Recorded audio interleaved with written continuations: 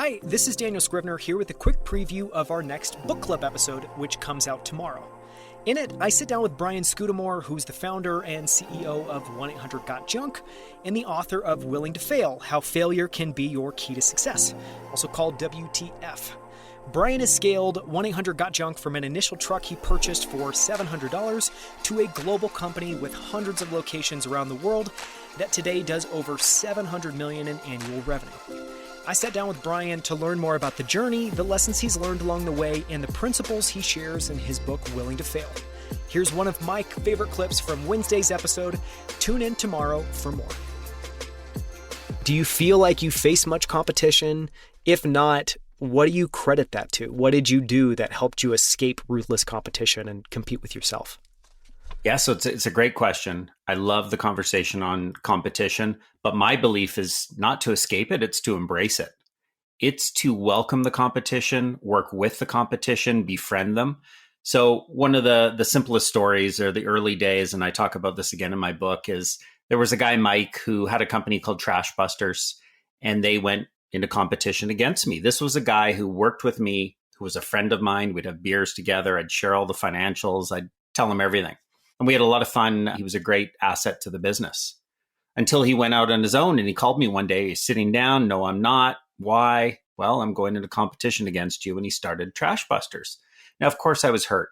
And what does a 25, 26-year-old do? You try and do everything to get in the way. But all my getting in the way of the competition and trying to stop him and thinking so much about his business, who was thinking about my business? No one. They were thinking about their business, and I was thinking about their business, and they were growing faster than I did. So I decided to shift from that anger to an attitude of gratitude.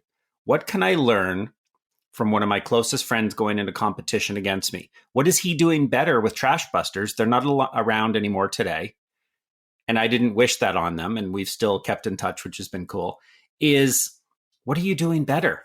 They expanded to the United States before I did. Country 10 times the size of Canada where I'm based. That inspired me to go follow them.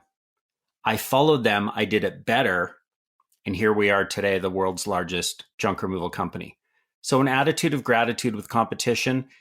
And if you're in a niche or a niche, as you might say, that's just too full, go find another sandbox to play in that's similar. So let's take now my second business, Wow One Day Painting. The painting industry, there are a lot of brands and a lot of great ones and ones that are way bigger than Wow One Day Painting.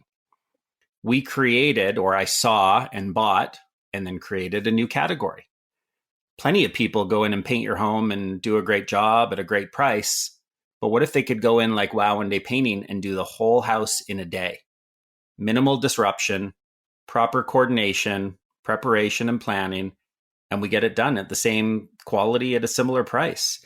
And so we created a new category. I mean, think Pepsi and Coke. Coke goes in and does Diet Coke, and a new category that became massive. Where can someone go to not compete against, but to start a new focus? And so lots in there, but I'm passionate about it. We invite the competition to our office. We do a stand-up daily huddle every day. While right now we're in a Zoom world mostly, we have invited people to either join us online or in person, and they're in the same business. And they're like, why'd you do that? You're sharing your numbers. Well, you're going to find it if you want it anyways. We might as well be friends and help each other, which we've done. And so competition's a great thing. Yeah,